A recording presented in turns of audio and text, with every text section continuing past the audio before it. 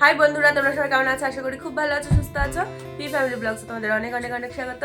আর এখন মানে বাড়িটা দেখে বুঝতেই পারছো যে আমি এই বাড়িতে এসেছি। আমি কিন্তু বাড়িতে নেই। সকালবেলা আসার কথা ছিল এখানে, আর ঘুম থেকে উঠতে এতটা লেট হয়ে গেছে। আর তার থেকেও বড় কথা হচ্ছে সোনা ছিল, তোমাদেরকে তো আগের ব্লগে বলেছিলাম যে সোনা দিদি বাড়িতে ছিল। তো সোনা আসতে এতটা লেট করে ফেলেছে, ও ঘুম থেকে অনেক দেরি করে উঠেছে। এবার হোদল ওকে আনতে গেছে, গিয়ে দেখছে ও তখনও ঘুমাচ্ছে। এবার ওকে হোদল ঘুম থেকে তুলে রেডি করিয়ে তারপরে দিদিও ছাড়তে যাচ্ছিল না, ওকে না খাইয়ে পাঠাবে না। আমি বললাম না, তুই পাঠিয়ে দে, অন্যদিন গিয়ে খাবে। তো সেই কারণে অনেকটা লেট হয়ে গেছে। এবার এখানে এসছি, আর মা হচ্ছে ভাত বাড়ছে। এতটা বেলা করে এসছি, পুরো একদম খাওয়ার টাইমে ঢুকেছি। আর এখন বাজে 2:30। এই মাত্রই আসলাম, এসেই ব্লগটা কন্টিনিউ মানে ব্লগটা শুরু করলাম। তো দেখো মা কি রান্না করেছে তোমাদেরকে দেখাচ্ছি। এই দেখো, এটা হচ্ছে টমেটো চচ্চড়ি, বেগুন ভাজা, আর হচ্ছে ডাল, এদিকে হচ্ছে খাসির মাংস। একদম এটা দেখেই মনটা ভরে গেল যে খাসির মাংস হচ্ছে। আর হচ্ছে এদিকে কেটেছে শসা। আর বাবা এই যে খাচ্ছে, ও খেতে বসে পড়েছে। না, আমারটা বাড়ো। ঠিক আছে, খেয়ে নি, প্রচন্ড খিদে পেয়েছে। তো চলো তাড়াতাড়ি খেয়ে নি, প্রচন্ড জোরে খিদে পেয়েছে। আর সকালবেলা উঠে একটু চা খেয়েছিলাম আর বিস্কুট খেয়েছিলাম, আর তো রান্না করিনি বলে আর খাইও নি সকালবেলা। তো চলো তাড়াতাড়ি খেয়ে নি। এখন দুপুরবেলা খাওয়া দাওয়া করে হাঁটতে হাঁটতে যাচ্ছি মামা বাড়িতে। মামা বাড়ি থেকে একটু ঘুরে তারপরে একটু শোবো। কালকে রাত্রিবেলা ঠিকঠাক ঘুম হয়নি, তো এখন গিয়ে একটু ঘুমাবো। আর একটু ঘুরে যাই, দেখি ওরা কি করছে মামারা। মামা বাড়িতে গিয়ে দেখি মামাদের বাড়িতে কেউ নেই, মামাও নেই, আর ভাইরাও কেউ নেই। পাকু গেছে খেলতে, আর পাকুর বউও গেছে বাপের বাড়ি। তো গিয়ে দেখলাম তালা মারা, আবার রিটার্ন চলে আসলাম। এসে সবাই এখন শুয়ে পড়েছে, আমি একটুখানি ঘুমিয়ে নিই। আজকে একটু দুপুরবেলা ভালো করে ঘুমাবো, একটু অনেকক্ষণ ঘুমিয়ে তারপরে উঠবো।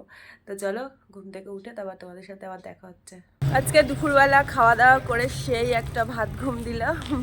ভাত খাওয়ার পরে আজকে চোখটা না এমনি এমনি মনে হচ্ছিল বন্ধ হয়ে যাচ্ছে, প্রচণ্ড জোর ঘুম পেয়ে গেছিলো। আর এখন এই যে মিষ্টির বায়না, কেক আনতে যেতে হবে কালকে যেহেতু বড়দিন। এত বায়না করলো, আজকে আমার একদমই ভালো লাগছিল না বেরোতে ঠান্ডায়। তো ও এত বায়না করছে, তো সবাই মিলে আজকে বেরিয়ে পড়েছি শুধুমাত্র কেক আনার জন্য। কতকে যাচ্ছি দেখো, আমি যাচ্ছি, এই যে মিষ্টি যাচ্ছে, আর পেছনে যে নান্টু, মা, আর সামনে ও আর হোদল, সবাই মিলে যাচ্ছি কেক আনতে। তো মেয়ের বায়না বলে কথা, ওর বাবা না শুনে পারে। তো মেয়ে যেহেতু বললো যে পাপা চলো কেক আনতে হবে, সবাই মিলে বেরিয়ে পড়লাম। এখন জানোই তো বাপের বাড়িতে রয়েছি, তো আমার বাপের বাড়ি হচ্ছে নিউ ব্যারাকপুরে। তো এই নিউ ব্যারাকপুর বাজারেই যাচ্ছি সবাই মিলে। তো ভাবলাম যে বেরোতে যখন হবেই, তো আশেপাশের দোকান অনেক ছিল, তো সেখান থেকে নিইনি, ভাবলাম যে যাই তাহলে একটু ঘুরেই আসি আর দেখেও আসি কটা কেকের দোকান বসেছে। সেই কারণে যাচ্ছি, অনেকদিন নিউ ব্যারাকপুর বাজারেও যাওয়া হয় না, তো ভাবলাম যাই। দেখো আমরা এখন এসেছি নিউ মোড়ে, আর এই যে বাইরেই অনেক কেক বিক্রি হচ্ছে, 250, 300 অনেক রকম দামের আছে। তো এখান থেকে একটা কেক নিয়ে নেবো মিষ্টির জন্য। ভাবছি একটা বাটার কেক নেব, কারণ বাটার কেকটা আমাদের সবারই খুব ভালো লাগে। এই যে নেওয়া হয়ে গেল, এবার কোথায় যাবে?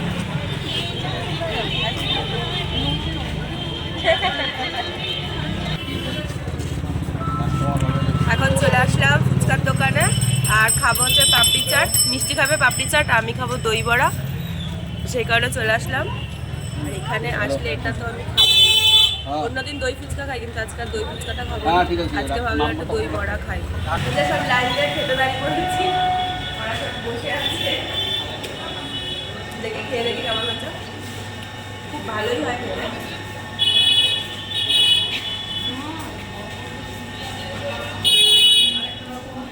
দোকানটা একদম নিরাপদ সরকারের কাছে, ওখানে লাগবে তাই চোখে পড়ে গেল, তাই দাঁড়িয়ে পড়লাম।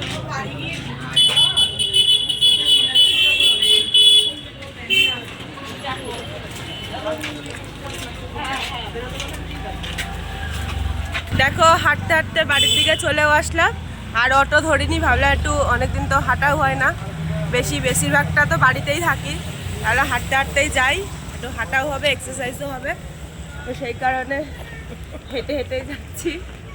ওরা সামনে রয়েছে, আমি আর মা পেছনে পেছনে দুজনে গল্প করতে করতে যাচ্ছি।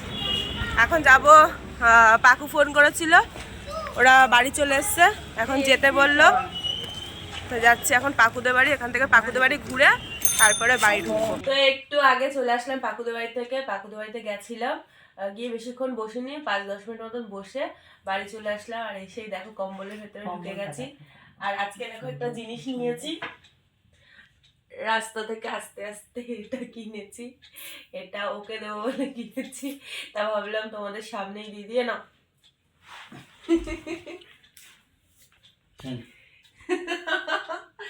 তোমাদের সামনে দেবো বলে ওটা আমি আর রাস্তা থেকে আস্তে আস্তে ওটা কিনেছিলাম, কিনে লুকিয়ে রেখে দিয়েছিলাম, আর এটা এসে বার করলাম তোমাদের সামনে দেবো বলে, ওই জন্য আগে দিইনি।